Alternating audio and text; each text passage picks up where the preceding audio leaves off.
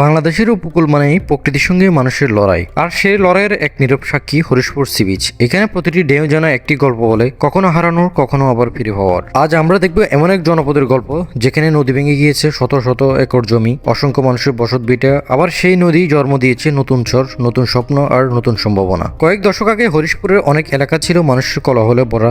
চারিদিকে ছিল ধান ক্ষেত, নারকেল গাছ, মাছ ধরার নৌকা আর গ্রামীণ জীবনের চিরচেনা দৃশ্য। কিন্তু সময়ের সাথে সাথে নদীর গতিপথ বদলাতে শুরু করে। তীব্র স্রোত আর জলস্রোতের আঘাতে একের পর এক ভেঙে যেতে থাকে নদীর পাড়। প্রথমে কিছু জমি, তারপর কয়েকটি ঘর, এরপর পুরো বসতি। মানুষ চোখের সামনে দেখেছে তাদের জীবনের সঞ্চয় নদীর পানিতে বিলীন হয়ে যাচ্ছে।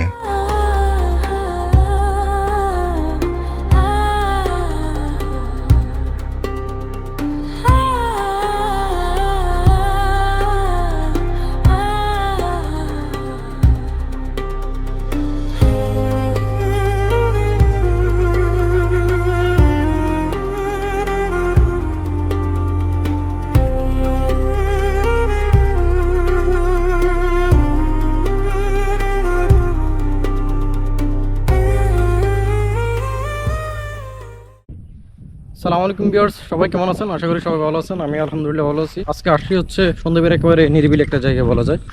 সেটা হচ্ছে সন্দ্বীপ হরিশপুরের যে সি বিচ রয়েছে, অর্থাৎ হরিশপুর সি বিচ। আর আমরা এখন আছি হচ্ছে হরিশপুর সি বিচে। আমি যদি আপনাদেরকে দেখাই এখানকার যে পরিবেশ, আগে কিন্তু এখানে অনেক নারকেল গাছ ছিল। তো কিছু নারকেল গাছ আগে থেকেই ছিল না, এবং কিছু নারকেল গাছ ছিল, পরবর্তীতে দেখতেছি যেগুলো কেটে ফেলছে। এই যে দেখেন, এগুলো কিন্তু কেটে ফেলছে। আর কিছু নারকেল গাছ মনে হয় ঠাড়া পরে মারা গেছে, এরকম কিছু হবে। এই পুরো এখান থেকে শুরু করে একেবারে অতটুক পর্যন্ত হচ্ছে সবগুলো নারকেল গাছ ছিল ওইখানে। এখন কিন্তু নারকেল গাছ অনেক কমে গেছে। আরেকটা জায়গা হচ্ছে একেবারে ওই কর্নারে, ওখানে কিন্তু প্রচুর নারকেল গাছ ছিল আর কি। সবচেয়ে নিরিবিলি এবং সবুজায়ন যে জায়গাটা, অর্থাৎ বৃষ্টির পরে সবসময় একদম সবুজায়ন থাকে এই জায়গাটা। খুবই সুন্দর একটা জায়গা এবং নিরিবিলি একটা জায়গা। আর এখানে কিন্তু ধানের মৌসুমে আবার ধান চাষ করা হয়। এই যে খালি জায়গাগুলো দেখতে পাচ্ছেন, এগুলোতে কিন্তু ধান চাষ করা হয়। যখন হচ্ছে ধান চাষ করা হয় বা সবুজায়ন একত্রিত হয়, সমন্বিত হয়, তখন কিন্তু এই জায়গাটার সৌন্দর্য আরও বৃদ্ধি পায় আর কি। খুবই সুন্দর একটা জায়গা এবং নিরিবিলি একটা জায়গা। আর সামনে হচ্ছে বিস্তৃত চর, এরপর হচ্ছে ছোট একটা নদী আছে, নদীর ওপার হচ্ছে আর একটা চর আর কি। আর ঠিক এই কর্নার হচ্ছে রহমতপুর সি বিচ, আর এদিকে হচ্ছে কালাপানিয়া সি বিচ। আর আপনি যদি বেড়ে বেড়ে ঘুরেন আর কি, তাহলে আপনি পুরো সন্ধ্যে ইজিলি ঘুরতে পারবেন। যদি বেড়ে রাস্তা ভালো থাকে আর কি। রাস্তা যদি ভালো না থাকে সেক্ষেত্রে হচ্ছে আপনি বেড়ে বেড়ে ঘুরতে পারবেন না, কারণ বাইক দিয়ে হচ্ছে সবটা ঘুরে যায় না। যখন হচ্ছে রাস্তা একেবারে ভালো থাকে তখন কিন্তু আপনি বাইক দিয়ে হচ্ছে পুরোটা বেরিয়ে ঘুরতে পারবেন আর কি। পুরো সন্দ্বীপ আপনি ইজিলি ঘুরতে পারবেন যদি রাস্তা ভালো থাকে আর কি। এখান থেকে কিন্তু সানসেট একেবারে সুন্দরভাবে উপভোগ করা যায়, অর্থাৎ শেষ গুদুলি বেলা একদম স্বাচ্ছন্দ্য উপভোগ করা যায় এখান থেকে। আর আপনি চাইলে আপনার বন্ধুদের সাথে আড্ডায় মেতে উঠতে পারবেন এই সুন্দর কোলাহলমুক্ত জায়গাটা থেকে, এই হরিশপুর সি বিচ থেকে। অর্থাৎ একদম সাজানো গোছানো পরিবেটি, নেচার বিউটি বলা যায়। একদম সুন্দর একটা পরিবেশ বলা যায় এই জায়গাটিকে, কারণ হচ্ছে এটা অনেকটা নিবিলি। এদিকে হচ্ছে পর্যটক একটু কম আসে। আর এখানে যদি নারকেল গাছগুলো থাকতো তখন কিন্তু এখানকার দৃশ্য আরও অনেক বেশি সুন্দর লাগতো আর কি। আর সামনে বিশাল বিস্তৃত চর রয়েছে, এখানে কিন্তু কিছু কেয়ারা বাগান আছে, এগুলো কিন্তু এখনো ছোট ছোট। আর এগুলো যদি আরো বড় হয়ে যায় তখন হয়তো এখানকার দৃশ্য পাল্টে যাবে আর কি। অর্থাৎ এখন যে সৌন্দর্যটা আছে তখন হয়তো এটার সৌন্দর্য আরো বাড়বে বলা যায়। আর বর্ষাকালে কিন্তু এই জায়গাটা খুবই সুন্দর, যদি বেরির রাস্তা ঠিক থাকে। যদি বেরির রাস্তা এখন ঠিক আছে, কারণ হচ্ছে নতুন করে হচ্ছে বেরির রাস্তা নির্মাণ করা হচ্ছে, বা মাটি দিয়ে হচ্ছে আবার নির্মাণ করা হচ্ছে, বেরি বাঁধানো হচ্ছে।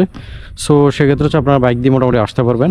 কিছু কিছু দিকে হয়তো হচ্ছে আপনার রাস্তাগুলো খারাপ আর কেন, হয়তো অন্যান্য দিকে সবগুলো রাস্তা মোটামুটি ঠিক আছে। এখানকার দৃশ্য আরও অনেক সুন্দর ছিল, যেহেতু বেড়িবাঁধ নির্মাণের কাজ হচ্ছে, এখান থেকে স্কেবাটার দিয়ে মাটি কাটানো হয়েছে। সেক্ষেত্রে হচ্ছে এখানে অনেক পুকুরের মতো ছোটো ছোটো দিঘি নালার মতো হচ্ছে হয়ে গেছে আর কি সামনের অংশটা। আর এইটা কিন্তু বৃষ্টির পরে কিন্তু এই জায়গাটা সুন্দর, খুবই সুন্দর। যাদের হচ্ছে ছবি প্রয়োজন বা ভিডিও প্রয়োজন, তারা কিন্তু শেষ বিকেলে বন্ধুদের সাথে হচ্ছে এখানে আড্ডা দেওয়ার জন্য আসেন আর কি।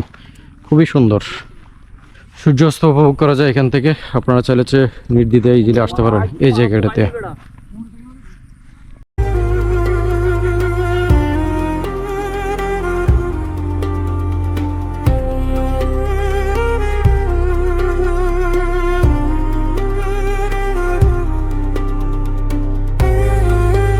নদী শুধু মাটি কেড়ে নেয় মানুষের জীবিকা। কৃষক হারায় তার জমি, জেলে হারায় তার ঘাট, ব্যবসায়ী হারায় তার দোকান, অনেক শিশু বাধ্য হয় স্কুল ছাড়তে, অনেক পরিবার জীবিকার সন্ধানে অন্য এলাকায় চলে যায়। একটি ভাঙন শুধু একটি ঘর ধ্বংস করে না, একটি পরিবারের পুরো জীবনযাত্রাকে বদলে দেয়।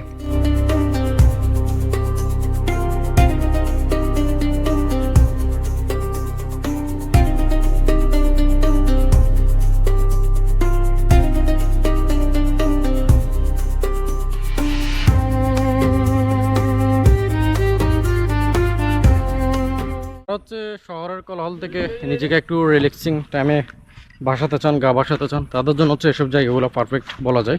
সো আপনারা চাইলে হচ্ছে নির্দ্বিধায় আসতে পারেন। আর যারা হচ্ছে সন্দ্বীপ ট্যুরে আসেন একদিনের জন্য বা 2 দিনের জন্য, আপনারা চাইলে হচ্ছে আপনাদের লিস্টে এই ধরনের জায়গাগুলো অ্যাড করে রাখতে পারেন। খুবই সুন্দর এবং নিরিবিলি একটা জায়গা এই হরিশপুর সি বিচটা। আর যখন হচ্ছে আপনি শীতকালে আসলে কিন্তু এখানকার ভিউ পাবেন, আর যদি বর্ষাকালে আসেন অর্থাৎ বৃষ্টি হওয়ার পরও যদি আসেন তখন কিন্তু এখানকার ভিউ পাবেন। আপনি এখানে আসলে হচ্ছে এখানে একদিক থেকে হচ্ছে আরেক দিকে যেতে পারবেন ইজিলি, অর্থাৎ বাইক এক সাইডে রেখে হচ্ছে আপনি আশেপাশে যে জায়গাগুলো আছে সবগুলোতে হচ্ছে আপনি ইজিলি মুভ করতে পারবেন। যে কোনো টাইমে আসলে হচ্ছে এখানকার সৌন্দর্য উপভোগ করা যায়। বিশেষ করে হচ্ছে বিকেলের মোমেন্টে আসবেন, বিকেলের মোমেন্টে আসলে হচ্ছে একেবারে নিরিবিলি থাকে। আর ওইদিকে হচ্ছে অনেকে ফুটবল খেলতেছে। এখানে কিন্তু প্রচুর নারকেল গাছ ছিল একদম ওই সাইডের মতো, যদিও এখন নেই, কিছু আছে আবার কিছু নাই আর কি, সবুজ আয়ন একেবারে। পুরোটা হচ্ছে একই জায়গা, অর্থাৎ ওই কর্নার থেকে শুরু করে একবার ওই কর্নার পর্যন্ত পুরোটা হচ্ছে একই জায়গা। আর এখান থেকে হচ্ছে সুন্দর একটা বিকেল উপভোগ করা যায়, অর্থাৎ বন্ধু বান্ধব নিয়ে হচ্ছে আড্ডা দেওয়ার মতো, টাইম স্পেন্ড করার মতো হচ্ছে খুবই সুন্দর একটা জায়গা বলা যায় এই হরিশপুর সি বিচটা। আর এখানে সবচেয়ে বেশি ভালো লাগে হচ্ছে নারকেল গাছ থাকার কারণে। তবে যদি নারকেল গাছগুলো আরও বেশি থাকতো, একদম মিনি একটা বাগানের মতো থাকতো, তখন কিন্তু এখানকার দৃশ্য আরও অনেক বেশি সুন্দর লাগতো আর কি।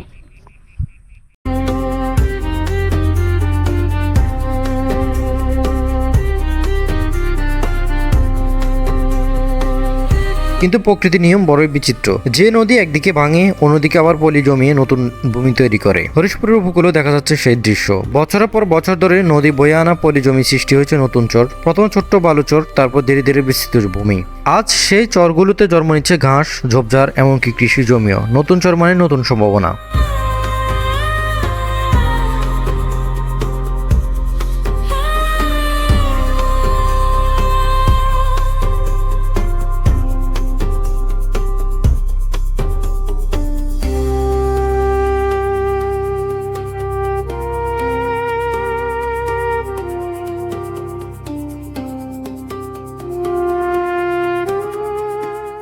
এখান থেকে হচ্ছে সানসেট একেবারে ক্লিয়ারলি দেখা যায়, সূর্যোদয় হচ্ছে আপনি এখান থেকে ক্লিয়ারলি বুঝতে পারবেন। অর্থাৎ সূর্য ডোবার মতোটা এখান থেকে একদম ফ্রিলি উপভোগ করা যায় এই হরিশপুর সি বিচ থেকে। মোটামুটি একটার সাথে একটা কানেক্টেড, আপনি সন্দ্বীপের প্রতিটা জায়গা হচ্ছে একটার সাথে একটা কানেক্টেড। আপনি একটাতে আসলে হচ্ছে অন্যটাতে ইজিলি যেতে পারবেন। হচ্ছে সূর্য ডুবে যাবে একটু পরে, যেটা প্রাকৃতিক সিনটা দেখায়। এটা হলো সূর্য ডোবার মুহূর্ত এখন।